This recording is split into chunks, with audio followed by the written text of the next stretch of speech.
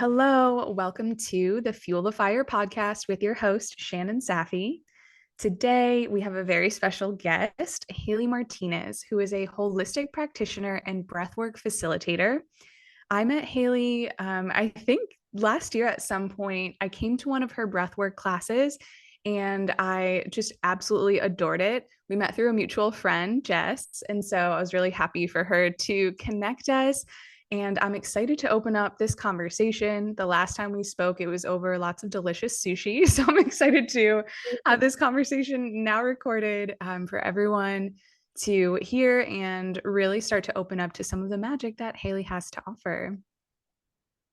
Yay, I'm excited. Um, so, Haley, let's just start by telling everyone a little bit about yourself outside of your career. I love that question because the first question is usually about what do you do?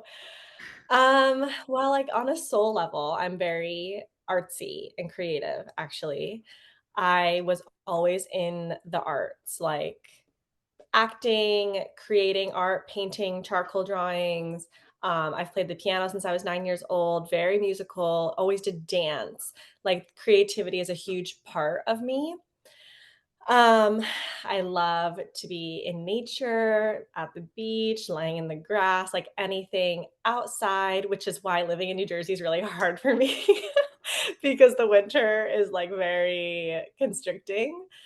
Um, and I just love to adventure. Like I just love new, exciting experiences. I love connecting with new people. Like I'm the kind of person that could go anywhere by myself and just make a friend because I just love to talk to humans. Um, so yeah, I just really love to bop around and be out and about and experience life, which is kind of why life has taken me down this career path, I feel. That's how that connects there for me is like the typical jobs are just not conducive to who I am as a person. I really need that freedom to just express and create and travel and like try new crazy stuff.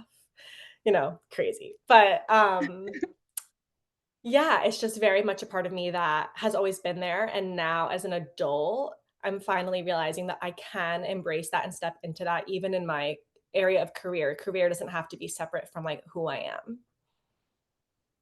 Yeah, I think that's a beautiful note. And I notice that it happens a lot, especially in the spaces of coaching and online business, where there's so much integration between who you are and what you do. I think that Mhm. it's nice when you can find an avenue that just really allows you to be yourself so that work doesn't have to feel like it's forced or it's something that you get to share, like a part of your soul, part of your journey, something that helped you heal or nourish yourself. You get to share with people in a really authentic way that doesn't have to fit specific confines or a construct that maybe is created by society or a work role and things like that. So it's nice that you get to just be fully expressed in your work. I think that's so important for people to start to really know and embrace, like, especially in now that we're going into, like, the age of Aquarius, is, like, your innate talents and gifts and who you are can make money. Like, you don't have to fit into a box. Like, you do not have to do what you've always done or what you see as, like, potential career opportunities. Like, you can create something out of nothing. Like, you might just have this gift that you share with people and people love that, and you make something of that. And it's not like a job that already exists, but you make it one. Like, we no longer have to fit into a job or like a specific study at a university. Like, how do we think that new studies are like created? I know that in the UK, they just created a whole new university, like, I don't know what you call it, like a school of like astrology and occult sciences that didn't exist. Like, why does that happen? Because people say, actually, I want to do this and no one's doing it yet, but I'm going to do it anyway. Like, we need a lot more of that now, this invention, this creativity, and this just like embodying who we really are and not just like constricting ourselves and dumbing ourselves down to like do this thing that is not really us or what we want to do, because people are going to miss out when we're not doing what we want to do, because everyone has something that they need to receive from our gifts. They're so important. Yeah. What do you like? I'm curious. Like, I totally hear everything that you're saying, and I really resonate with it. I'm also curious to know what your take is on like people who do follow like a normal career or like, yeah, I guess we'll just start there before I start like question stacking and asking like 18 questions in one. Yeah, I think that, we live in a society, where there's structure and there's something for everyone. I 100% believe that these like quote normal jobs are certain people's passions and gifts. Like for some people, being an accountant is the best job. Like, and there's nothing wrong with that. Like for some people, they love numbers. They love helping people with money. They are able to like really help people in that area of their life. And so that is them using their gift. So just because something is deemed normal in our society doesn't mean that it's not exciting and fulfilling for some people. It's just that for others, like we can't find that feeling within the range of things that already exists. So we need to know that it is safe to go outside of that. But 100%, I think that there's something for everyone. And sometimes the thing is like, what is already in society, and we need that, and we need those people, like people who love to work a 9 to 5 and love having that structure and love having a someone above, a higher up, a boss to tell them like, this is what I need you to do in order to be successful. Like that really works for some people. The thought of having their own business or having to like be creative and invent something totally new or like express their emotions, like that doesn't resonate for that. Like that's not who they are. That's not what their gifts are. And that would be like horrifying and like miserable for them. So yeah, there's a part for everyone in society. So it's really just about finding what feels the most aligned for you and Totally. understanding the way that you function best. Yeah, yeah, really knowing yourself and knowing like, do I want to like do one of these options really resonate with me? Like, do I want to fit into this piece? Like, do I want to work for someone else, or do I want to like create something new and really just be super independent in the world? Because obviously, like if we were all just independent creatives, like I don't know, the structures that need to exist in society, like that might not work. But then again, if we all fit into those jobs, like that's when all the power is given to like only a few individuals, or there would be no like invention in society. So all of the parts are equally important. Yes. You just got to know yourself. If someone's really new to understanding themselves, like for example, if it's someone that has just not known any different, right? So I think typically we're exposed to something or we learn about an opportunity or we see someone that we admire and start to have curiosity. What if you're in the space of like, oh, okay, I followed this path, I worked this job, and I have no idea who I really am. Where would you start to explore that with someone? Or like what questions would you ask? Or are there resources that you would point them towards, practices that would help them start to discover who they really are and what genuinely aligns with them? 1000%. I would direct them straight to meditation and breath work, because also just being alone for like a significant amount of time, like a whole day at the least. If you had the opportunity to take a solo trip and just spend like a few days to a week or more by yourself, really disconnected. Um, but even like you can get into that state just like in a meditation or in a breath work where you're taking like even just 5 minutes to like, I don't know, 45 to an hour, with yourself, with no one else's energy, no one else's thoughts and opinions, and you're just with you.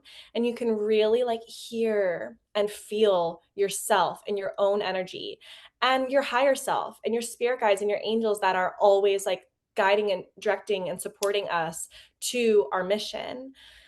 If we are constantly looking to other people to help us find the answers about ourselves, like we're always going to be a little bit off because nobody else knows what is for our highest and best except for us.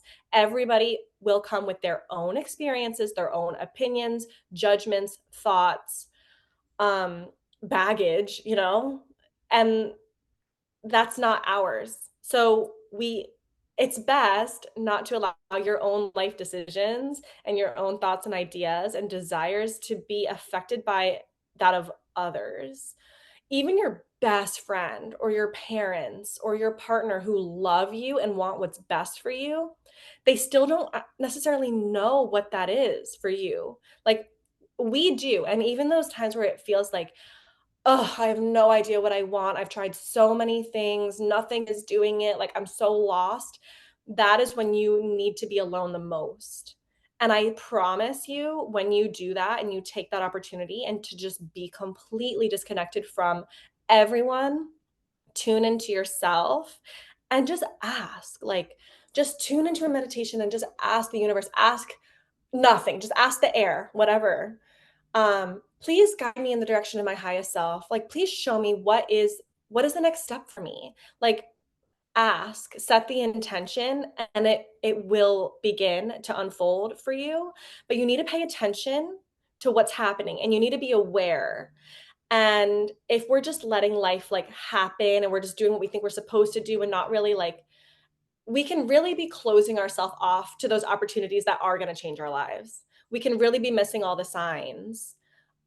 By partaking in breath work and meditation, we develop our awareness, our self awareness, but also our awareness of the whole universe around us and all the energies around us and opportunities around us to see how it's guiding us, like down the path we're already on or down a new path. But seriously, like the awareness component, I think is the most important to know, like when someone is speaking to you, like, and you're hearing, maybe about something that you're doing with your life or an idea that you have, and they have their judgment of it, their opinion of it, their advice.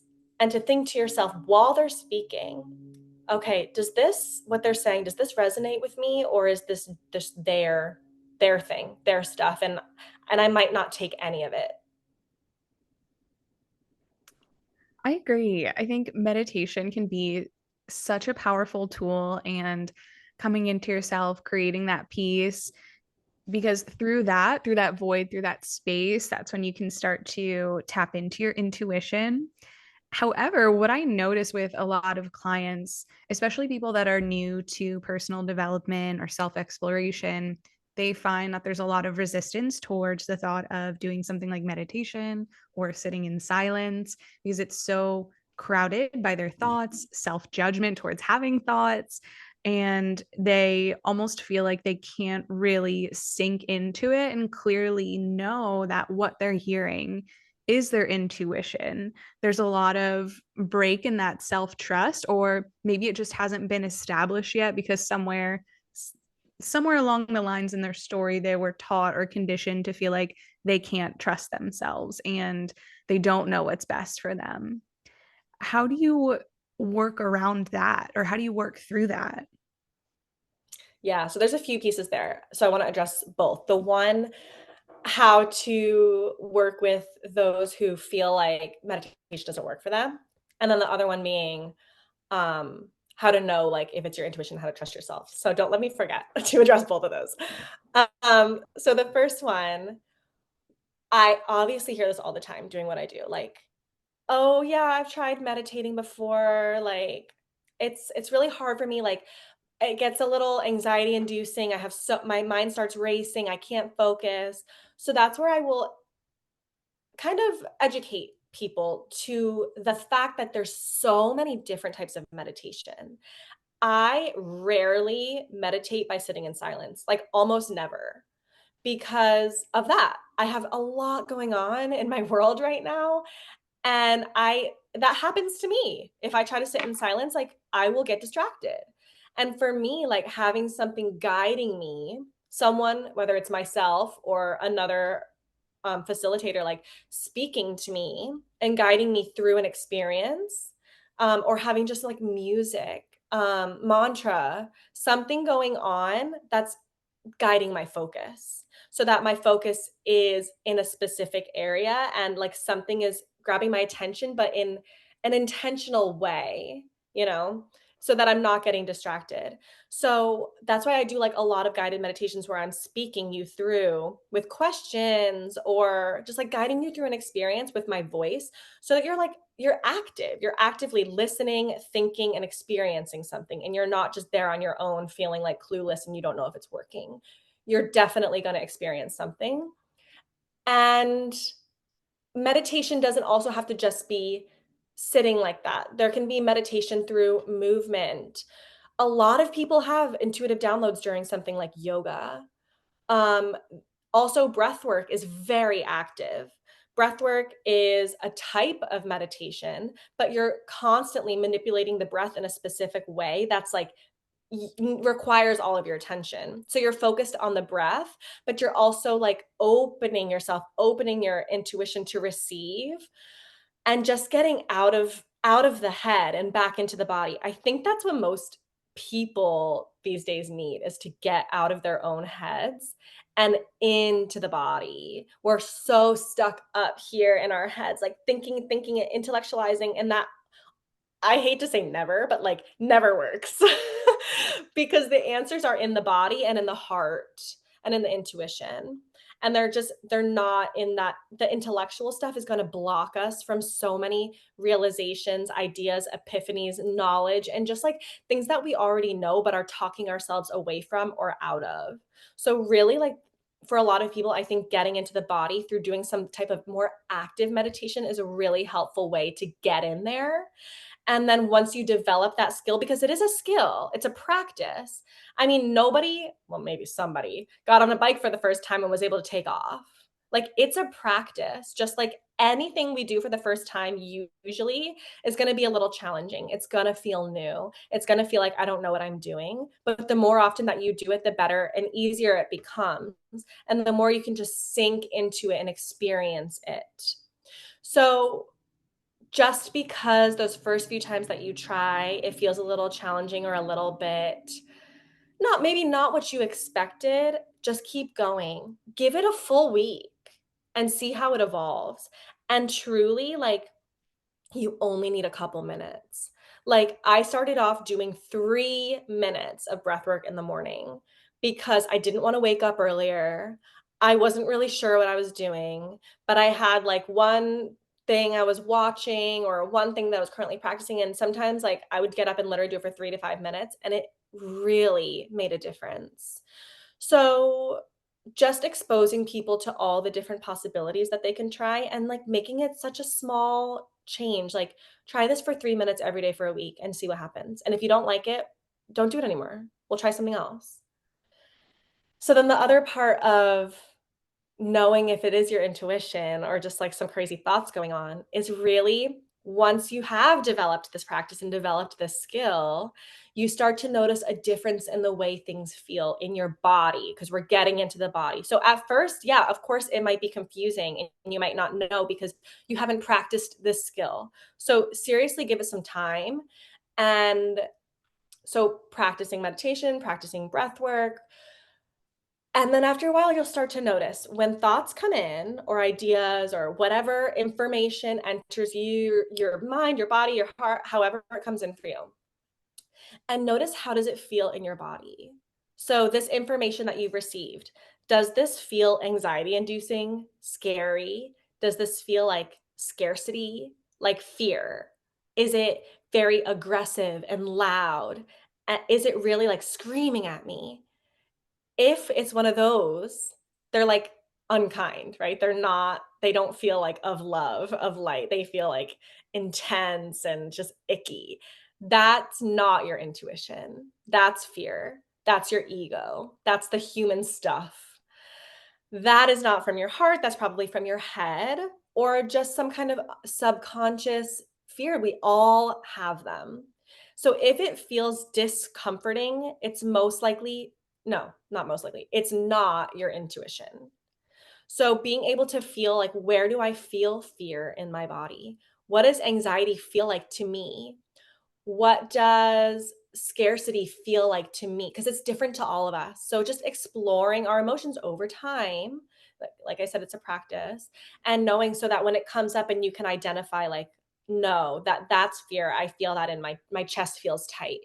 Or, oh, that's anxiety. I feel it's making me hot. Like that is not your intuition. That's just human stuff. Notice it, acknowledge it, thank it for trying to protect you and release it, and just keep going until the intuition comes through, because it will. Sometimes we have to go through the fears to access the intuition. And sometimes we don't, but just know that, like, just because fears are coming up doesn't mean you're doing it wrong. It's human, and they are protective. The intuition will feel loving, gentle. It might be quiet. It might not come in as clearly, it might be very subtle. And this is why it takes practice to notice. But the intuition will feel grounded, and it will always feel like safe, and it's just a good feeling. And you'll just know, like when you receive that intuitive information, you'll just know in your heart and your soul that, like, this is the truth. And you might doubt it if it is something that surprises you or is not what you expected, but I encourage you that when that information comes through, like, even if it is surprising or you are doubting it, to just follow it and see what happens. And if you follow your intuition and do what it, suggested, you take that action and it yields, progression, a positive result, like it's leading you down a better path. And then you are like, "Oh, okay, that worked out. So next time something comes up and it feels like that, I'm gonna follow it again." And it leads you down a good path. And you start to see the pattern of, like, "Oh, wow. Every time I listen to my intuition, like, it works out for me." And that's how you develop the trust. But if you never listen to it, you're never gonna learn to trust it. It's really a matter of just trying and seeing what happens, because you can always change your direction. Like, we're never stuck or trapped. Even if it feels that way, we're not. We can always make a new choice. You can always redirect. That's the whole point, honestly, of life, is like trying something and then being like, "Oh, do I want to go this way or go the other way?" And you can always go the other way. But that's a good way to practice, like, in your real life, like, listen to your intuition, or what you feel is your intuition, and see, like, is this my intuition? Like, is it guiding me down my highest path? And if not, reflect and think, like, well, was that my intuition or was that fear? Like, where did it take me? How did that feel? It's just a practice of trying and reflecting, trying and reflecting. And it really is a practice over time that we're going to be practicing and trying and never being 100% sure as long as we live, because that is the human experience. Hmm. Yeah, there's so many great points that you touched on. So starting with the first question of just being really open to thinking of meditation in a completely different way. I think we have a lot of false preconceptions about what meditation is supposed to look like, and we get really fixated on what we think it has to be, that we can't really allow ourselves to sink into the actual experience because we're so in our head worried about, like, how is this supposed to feel? What am I supposed to be doing? Am I supposed to be shutting down all my thoughts? Am I supposed to be completely in silence?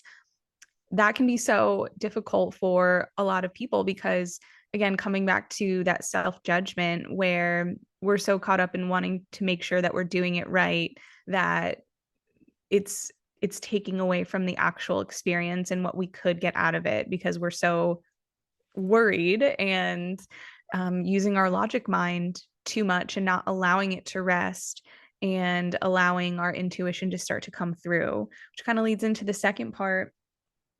I think with that, um, we have so much emotional conditioning and trauma that can block our intuition or at least distract us from what our intuition is trying to communicate. Because I think something that a lot of people forget. Like your intuition is always communicating with you.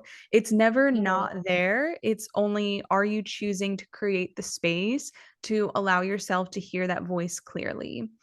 Because we get caught up in like, this is what I think I'm supposed to be doing, or I should be at this point in my life, or I need to fit in this box and I'm not doing that right now.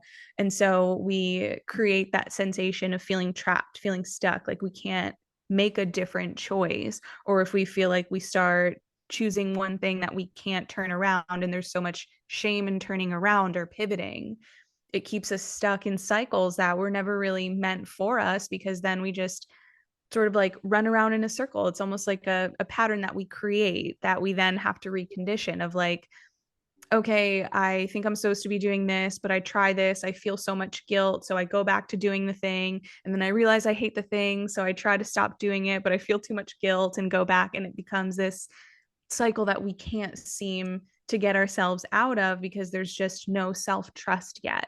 And we're still weighing too heavily on the opinions of the people that we think we can trust and that we absolutely can trust. But like you said, no one can give you information on your higher self better No. than you can. No, and there's so much conditioning in there. Like, I mean, there's conditioning around everything because we're exposed to so much. So, like, why do we think that meditation is sitting in silence? Movies, pictures, like Buddha statues, like, I don't know. There's so much conditioning around what meditation is. And there's literally walking meditations, moving meditations, very, very active meditations that actually require a lot of physical effort. So for those people that it's hard to sit still, I mean, eventually want to get to a place of where we can sit still, but we don't have to start there. We can start somewhere that is really active and feels good for you and work our way through the trauma, through what we need to release that makes it so hard for us to sit still until we can. Another thing is our intuition is not only just a voice in our head. So something I teach people about is that we have our intuitive gifts can look a lot of different ways. So it's like what's called our clairs, right? The way that we receive intuitive information. For some people, hearing things, like whether you hear a voice in your head or it's just like sounds like your own voice or a different voice, like that's strong for people and they literally can hear stuff or like see like words or like that sense of receiving information is very strong. And some people are like I never hear anything, like my intuition's not working. But that's not the way that they receive. For some people, they just feel things in the body, and the way that they receive intuitive information is through feeling. How does your body feel here in this place? How does your body feel when you think about this possibility? How does your body feel when you're doing this activity? That is your information that you need to pay attention to. Some people will just have an immediate, like, no, like, I know what I got to do. Like, oh, like, and it drops out of nowhere. Like, I have to do this. And it's not just a random thought, that's your intuition. And some people see, some people have a really strong visionary ability and they see images or something, or they have really vivid dreams. Or it's really easy for them to like visualize and imagine, like using your imagination. People who have very vivid imaginations, like that's actually their intuition. That's their intuitive gift of seeing. So another thing that goes along with like developing that self-trust is knowing which gifts, which intuitive abilities are stronger for you. Because if you're like, "Oh, my intuition doesn't work. I don't trust myself. I never see anything or I never hear anything." But actually your gift of feeling and knowing are stronger, then you're missing it. You're trying to force this information, this acquisition of this knowledge through this way that just isn't the way it's coming through. And you're totally missing all the information that's been coming in 24/7 for you because you don't think that's what it is. So there is that like educational aspect of that people don't talk about of like knowing like how humans actually do receive their intuitive information and how their intuition actually works. It can look so many different ways. That is so true. I'm curious if you've ever, or if you're familiar with human design. My guess is Oh yeah. probably okay. Yeah, I think this is such a cool tool because it can give you some insight as to maybe how you make decisions and how you might receive. I think one of them, there's like a couple parts that can help you determine this. There's one, I'm forgetting the phrase of it, but it's like how you make decisions. I'm forgetting the exact word, but Yeah. essentially it's like you can be someone that knows instantaneously in the moment. You can be someone that needs to wait like 30 days Like your or a authority, whole, what is it? your Oh yeah. authority. Yes, inner authority. Okay, that's Yeah. it. That's it. So yeah, it's like there's different ways of knowing. And for me personally, my inner authority is splenic. And so what that means is like the second I hear the thing, I have to trust in that moment what it is that I Mm, feel to be true and real to me, and I can never recreate that moment. So what happens is like if I don't make the decision right away, or if I don't trust what I feel in that moment, or I forget what I felt in that moment, or try to disconnect or use my logic to override it because I'm like, oh, well, logically, I should be able to trust this person. And, there's no reason not to, or whatever. And I'll build up all these stories when in reality, like, it was just a no for me, but I couldn't. mm. I wanted to override it because I want to see the good, or I want to be more optimistic, and whatever have you goes on in my logic mind at that time around that decision. Like I try to justify a different reason. And so the further I get away from that, the further I get away from my intuition. So it seems like difficult. At first, it was really hard for me to lean into that because it was hard for me to also deal with confrontation. So I felt like, oh, I don't want to say no right away to this thing, or I don't want to shy away from it. I need to give it a chance. I need to be more open. But it's like, no, that I have to trust that like that's what's right for me. And just because maybe it's better for other people to do it a different way, or like I don't have to keep it. Like it was perpetuating a lack of trust in myself, in my gut, right? And then I would spend all this time and energy going through a thing that was never meant for me because I didn't want to trust that sense of intuition. And it was just like the repetition of messing that up so many times, where I was just like, okay, what would happen if I leaned into that? Let's just test it out, right? Like trial and error, let's see. So um that's a perfect example of what I'm saying. So what you just said about, oh, I felt this way, but I thought that I had to give it a chance or I had to be more open. Someone probably told you that, right? Probably your parents were like, oh, come on, just give it a chance, see if you like it, just be open. Like, and that is a good intention. Like, that's well intentioned. It's trying to support you to support you to grow. And maybe, in their experience, like that's what they needed. But that actually is the opposite of what you needed. And I love this because, so for example, so that's your splenic authority. You need to make almost impulsive decisions. And you are someone who's a friend to me, someone whose opinions I trust. And if I went to you with the decision I needed to make, and you have a splenic authority and you need to make these impulse, quick decisions, and you told me, Haley, look, what are you feeling right now? Whatever you're feeling right now, do that. That would be bad advice for me because I'm an emotional authority and I'm actually mhm. the complete opposite of that. So I will often have an emotional reaction to something that comes my way immediately. And I am not meant to act on that because usually that will lead me, well, not usually, sometimes that will lead me in the wrong direction. So if I am presented with an opportunity or I meet someone the first time or like these new things come my way and I immediately am like, no, like I don't like that. I don't want that. That's a hard no. I need to sit with that.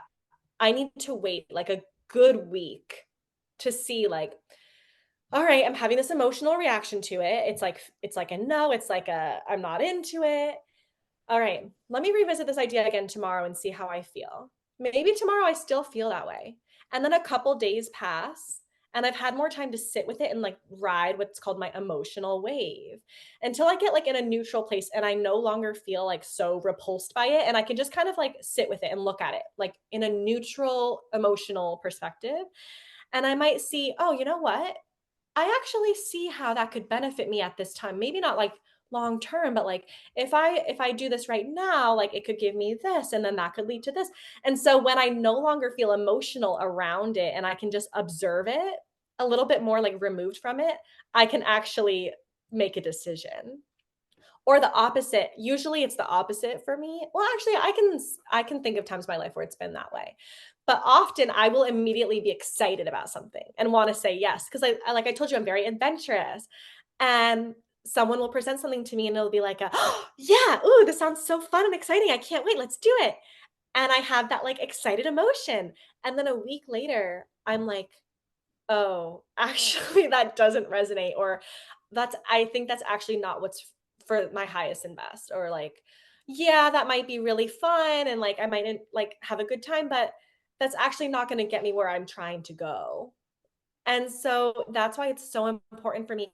A lot of my life, I lived very impulsively and I would do things because of how I felt in the moment. And it actually ended up biting me later and I realized I had so much clarity around the situation, like, not too long after I made the decision of like, "Oh, man, if I had just given that a little more time, I would have seen why wasn't the best choice for me."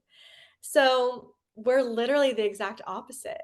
So if you were to give me advice based on your experiences, like that's actually not supportive of me. The more that I lean into my knowing of myself and knowing how I work and how my intuition speaks to me, the more I can make more aligned decisions for myself.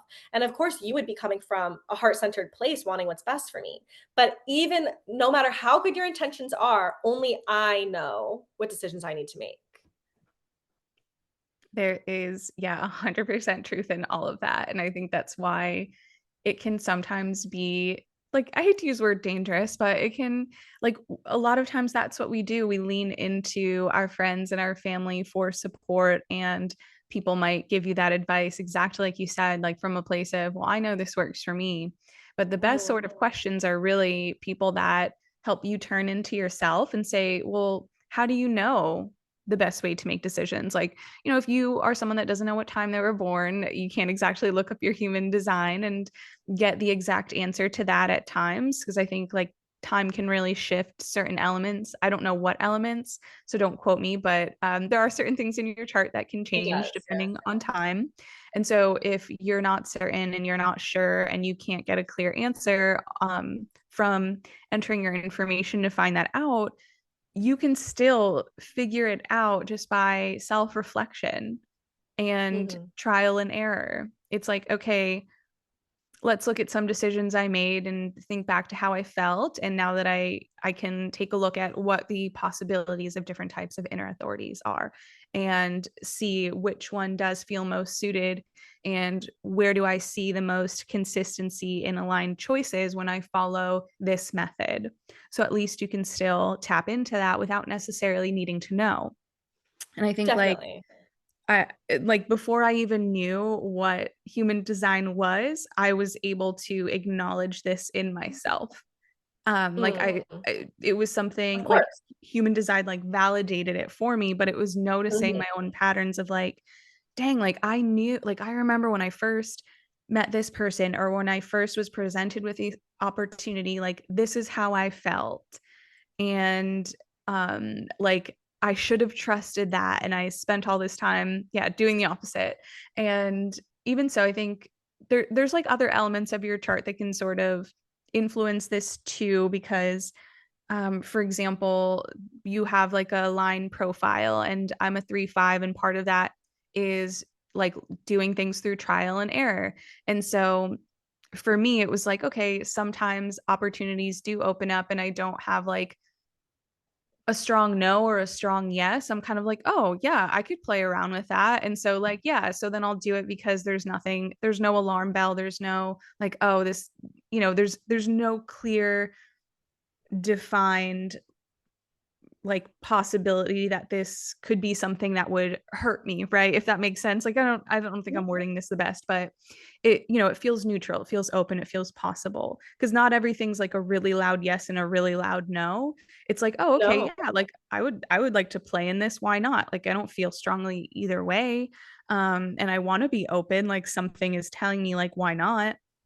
It doesn't necessarily mean that it's always the right thing, but it starts me down a path that shows me like, oh, okay, maybe I don't know the exact answer, but it's showing me like one step at a time. Like, oh, I played around with this and that didn't work out, but it's opened me to this. And like this didn't exactly work out, but it's opening me to this.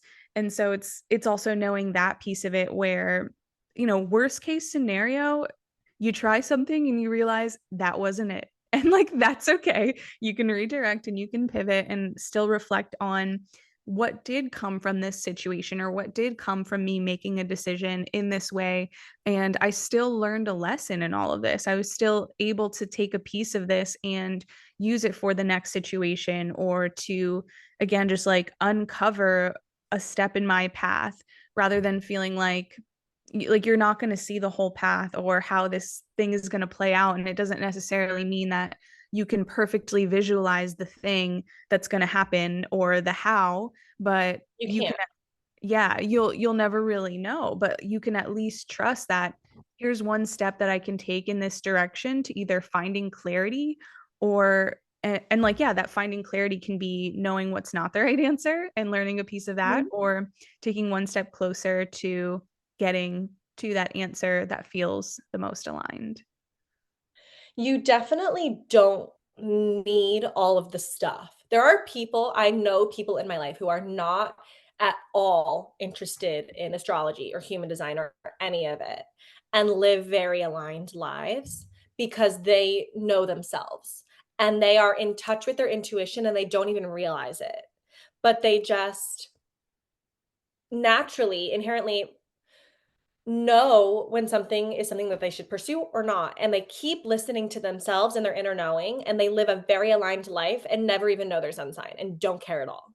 Like, you don't need all this stuff. It is so validating, but it's not the answer. Like, the answer is just, I mean, there is no answer. It's a process of just getting to know yourself for your whole life.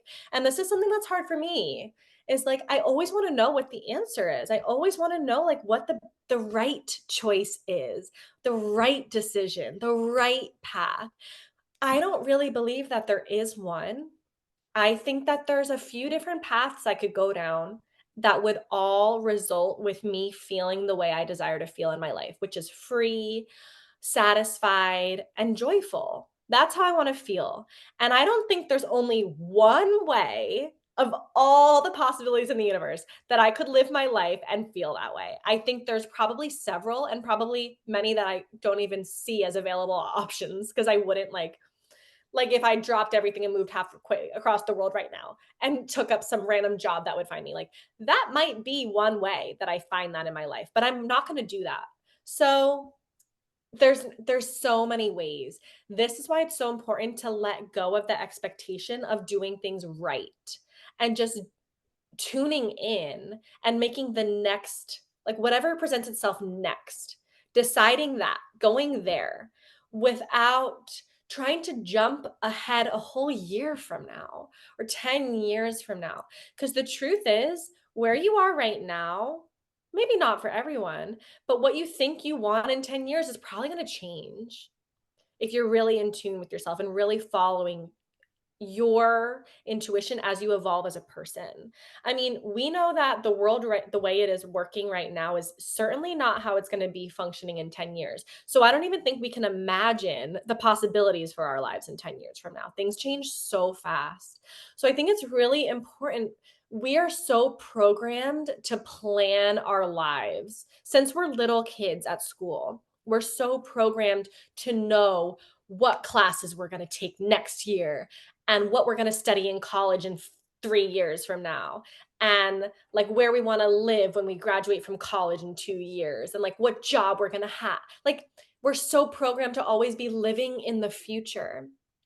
And it's so unacceptable to just be living in the present. Like it's not good enough. Like what is like the most standard interview question? Where do you see yourself in 5 years? And like if you don't know exactly where you're meant to be in 5 years, it's like frowned upon. But it's like, does anyone ever live the life exactly the way they imagined 5 years ago? Probably not. Hopefully it's even better than that. Like I really feel if I imagine my life in 5 years, of course, I'm gonna imagine something amazing.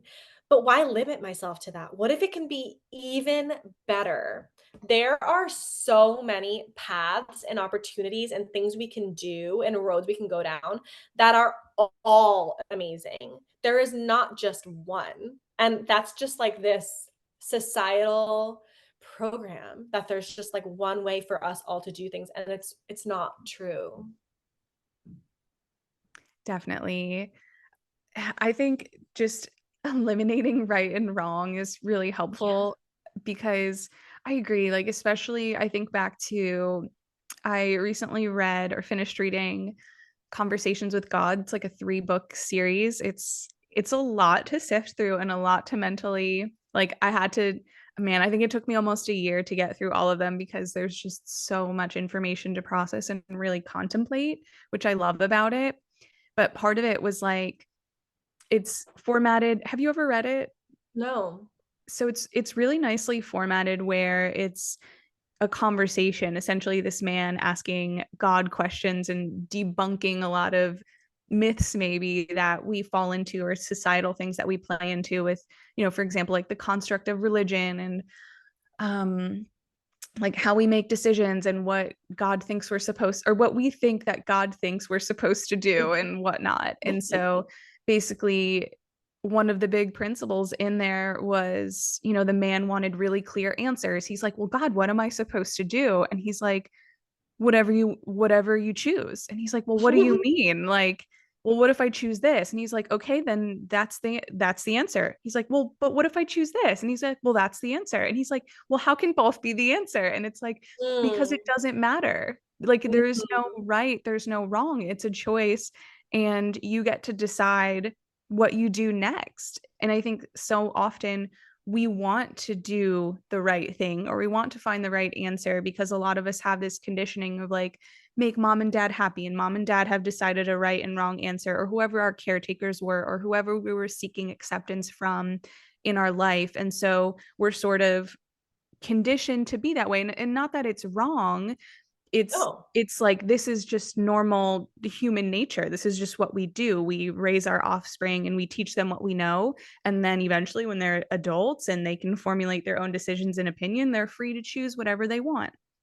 And so part of that is like, okay, can I start to detach from what I've learned to be right and what I've learned to be wrong and just see myself following a path that feels aligned, and I don't have to have a logical reason as to why I'm choosing this, or it doesn't have to be in the text of the Bible that this is correct practice and I must follow it.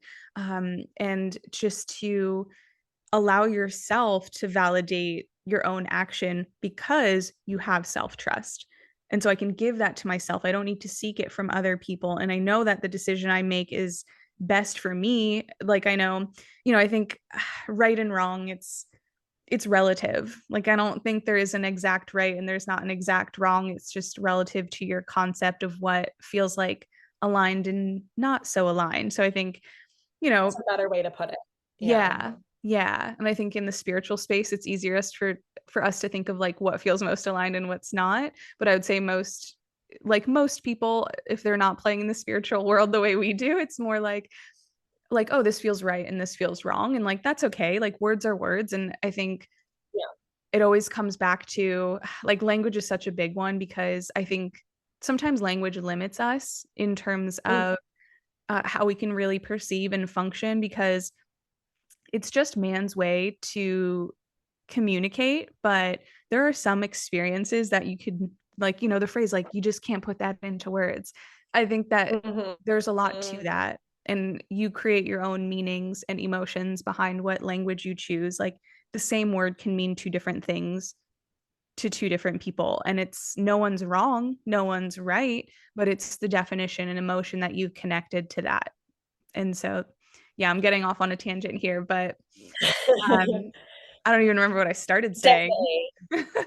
No, I think that bringing up that concept of like 2 opposing truths can both be true at the same time is something that's so hard for humans to wrap their heads around because we want this black and white.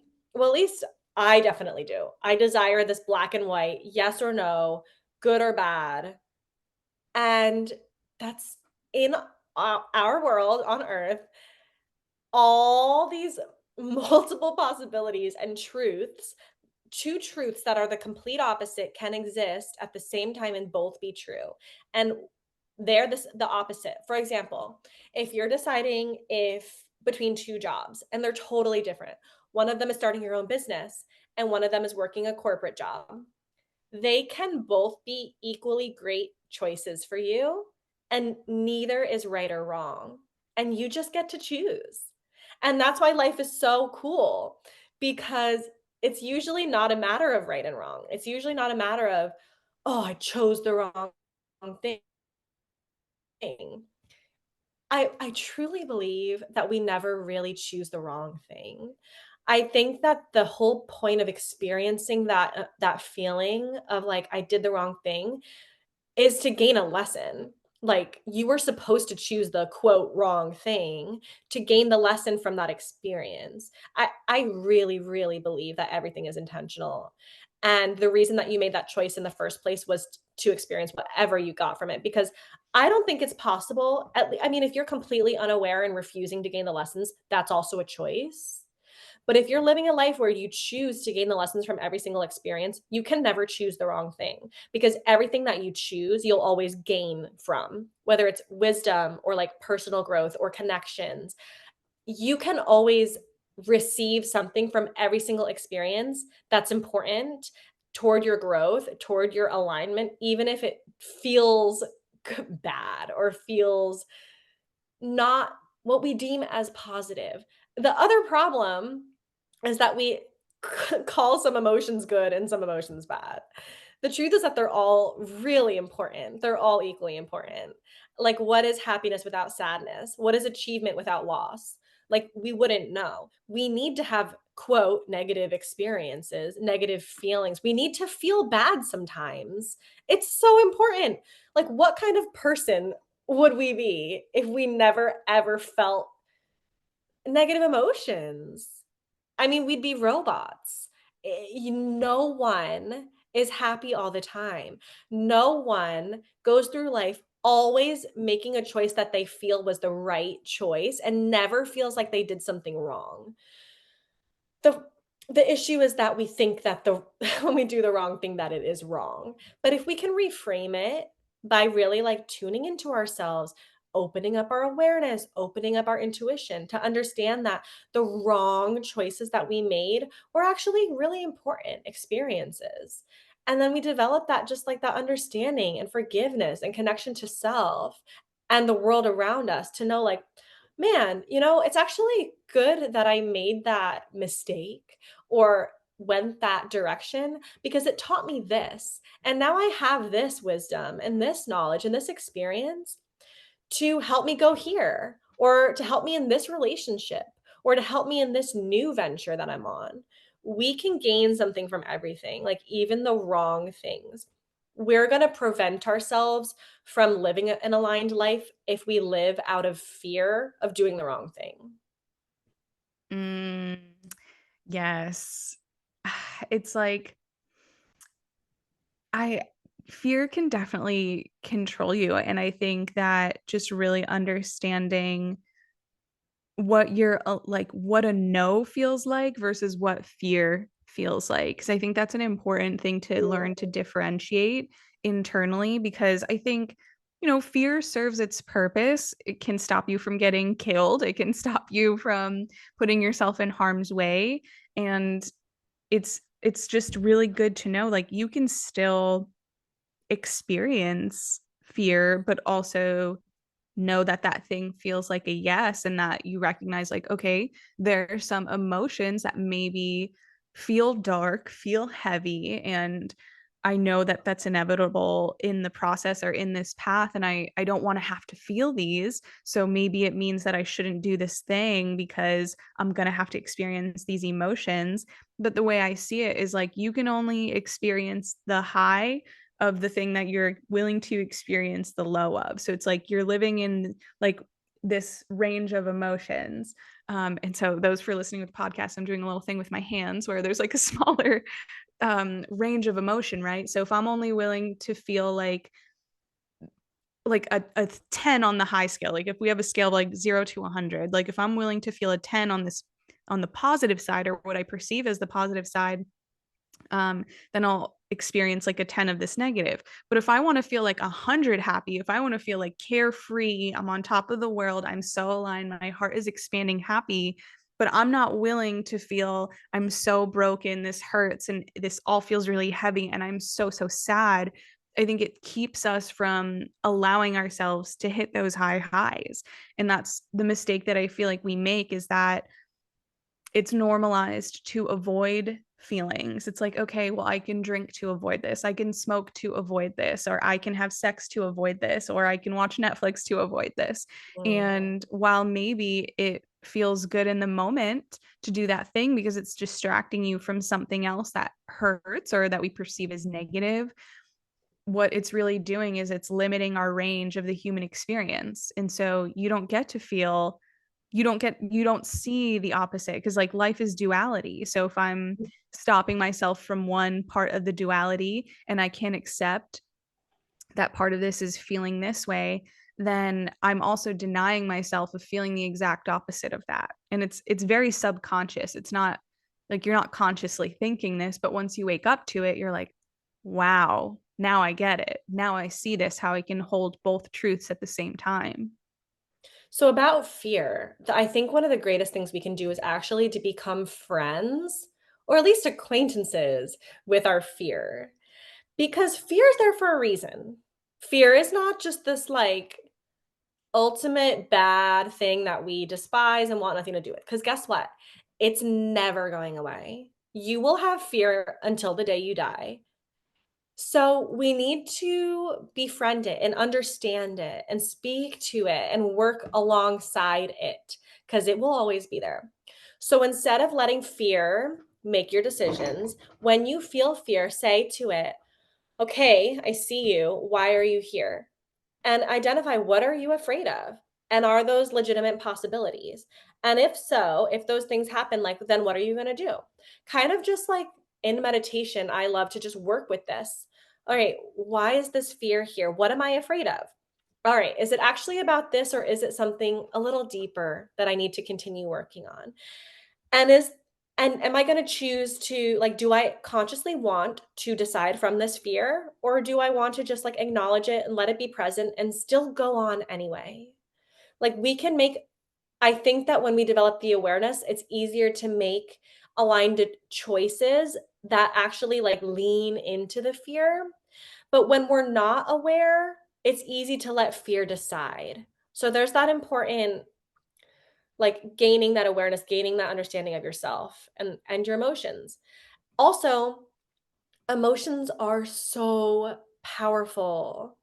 Emotions, there's the saying, like energy in motion. They are energy. And like you said, that like the negative emotions feel like heavier. And that's true. They're lower frequencies. We know that frequencies are a real thing. They're science, right? It has been measured very, you can't dispute it. So there's higher, more what we say positive emotions are higher frequencies, and more negative emotions are lower frequencies. So for those of us who are more attuned to like feeling, we might physically feel these emotions more clearly. So the way you said that, like you probably feel or you're aware of your feeling experiencing those negative emotions as very heavy because they're dense, they're lower, they bring us down. And our natural state as human beings is to be at the top, the highest vibration of love and light. That is the way we came into the world, and that is our natural state. It's other things around us that actually drag us down. So all we have to do is release them and we float right back up. I feel like we often think of it the opposite way, and we think that we're like just naturally low and we need other things to lift us up. But that's not what it is. Things are dragging us down and we need to it's like if we are I don't know, a balloon or like a beach ball, and there's a bunch of weights attached to us dragging us down to the bottom of the pool. And once we release those weights, we just float right back up at the top because that's where we're supposed to be. How do we release those emotions? You have to feel them. You have to experience them. If you never feel them, well, energy can't be created or destroyed. So where is it going? It's just staying where it is. It's staying in your body. And I mean, a whole other tangent we can go off of is how that manifests in disease in the body and like physical symptoms. And I mean, that's my thing. That's what I love to do and work with. But it does because it gets stuck in the body. This emotion, this energy is in the body. If you don't release it, it's gonna stay there forever. And it's not supposed to be there. It's a lower frequency. It's bringing you down, and then it's attracting more low frequencies, more negativity into your life. Like, that's just the truth. That's the fact. When we use these tools that are free and available to all of us, to use our breath, to use movement, to use sound, to use meditation, visualization, any of these completely free modalities to release the emotions, feel them. You might need to scream, cry, laugh, dance, make weird sounds, move your body in weird ways, breathe really intensely for a few minutes. Like, whatever it is to you, it doesn't matter. You'll release those emotions, then they're gone. They're free. They can be transmuted into positive emotions. We can literally take the deepest sorrow, grief, pain, and completely transmute it into the highest vibration of love. I've experienced this. I have gone into the depths, the darkness of my trauma, this pain from my teenage years, 10 years later, that I suppressed because it was too hard for my little brain and body at the time. Then I didn't know what to do. I didn't know what to do with these big feelings, these things I experienced, because I just didn't have the information. And now I do. So 10 years later, this version of me still had that inside of me, and it was affecting me in physical ways. Once I learned these modalities, I went back into the feeling and I cried and I screamed and I breathed and I let them go.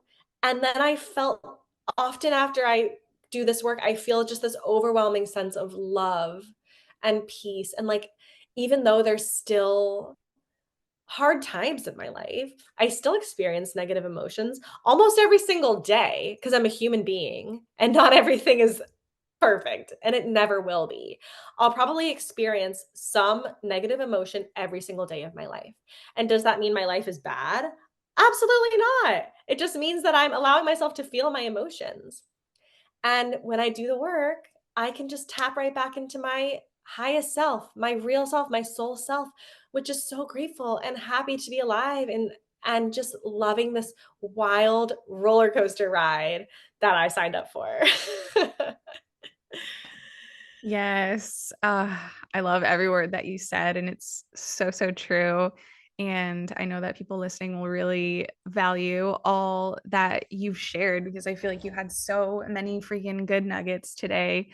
Um, Thank you. and yeah, I feel like I never realize how fast an hour goes by. And when I'm recording a podcast with an awesome guest, it like freaking flies and it's like, whoa. Because I feel like we just keep talking forever and ever. So obviously we'll have to do this again because Definitely. there are like so many more questions I wanted to ask and more that I think people could really gain from hearing you say and speak on because I think a lot of people Thank are you. curious and are finally opening to maybe some things that were perceived as like woo woo. Mm. So finally kind of seeing like, oh, okay, there is science behind this. There in practice, this can be something really powerful and amazing. And I don't know, I think spirituality is one step ahead of science in my personal belief. The way I think like science is really just proving what's already there, but spirituality is like what's already there that we're studying and trying to measure. But anyway, again, a conversation for another day. But yeah, I mean, I'm really excited for people to hear this and hear what they take away from this and what thoughts have really gotten going from just allowing themselves to contemplate some of this or reflect on like what does this mean to me or how have I been exploring myself and the meaning of things and how I'm dealing with my emotions and what that could actually look like. I just want people to feel free and safe to like explore, to do things completely differently, to try something that they might have thought was weird or that maybe they don't think is weird, but like the people around them think is a little weird. You to feel free to just try and just be open and just explore it. Like, you if you don't like it, then you don't do it again. But just be open to just exploring because that's the only way that we can evolve and learn. And there's no such thing as weird. Often, when you do those things that the people around you think are weird, when they observe you, they then know that it's free and safe for them to do the things that they want to do that they're afraid other people will think are weird. It's really this ripple effect. And I've seen it in my own life. Like the more I just embrace who I am and do these weird, crazy things, the more people around me open up and they're like, I actually thought that too, or I actually want to do that too, or like they try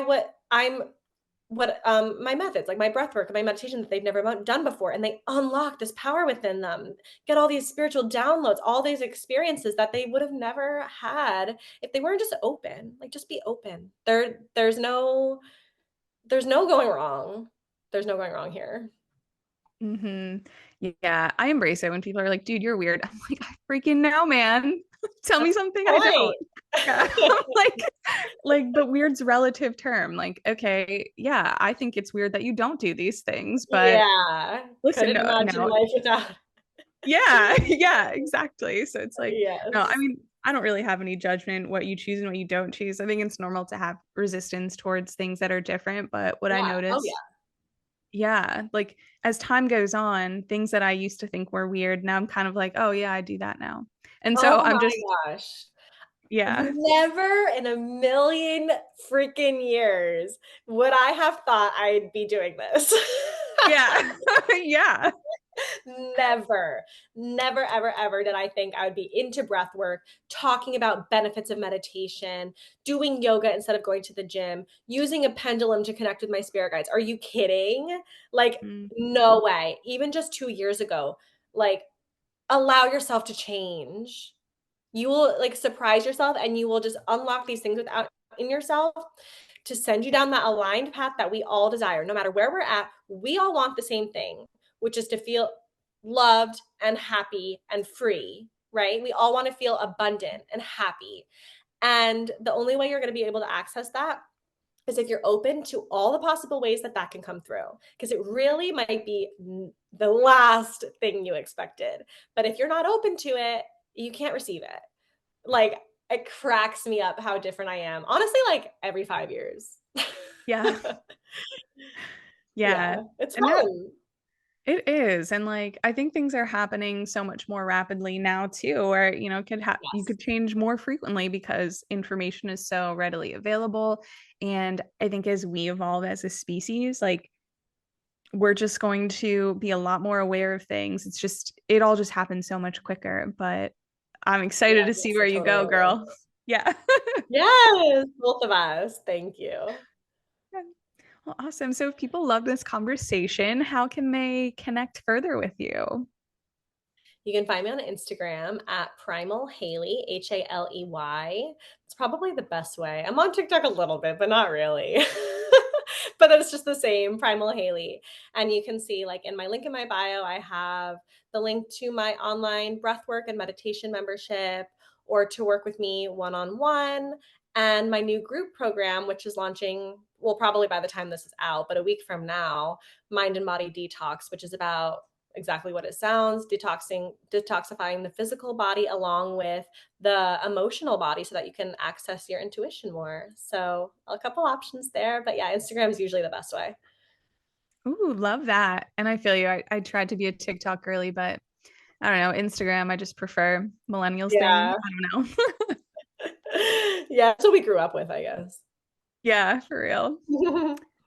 Oh, well, thank you so much for being here. I loved this conversation and I'm excited for it to be out there. And of course, anyone listening, definitely feel more than happy or we feel more than happy to receive messages. So if you want to send a message, tell us your thoughts, or if you have questions, we're always open to a nice conversation. Yes, this was so fun. Thank you so much. And thanks so much.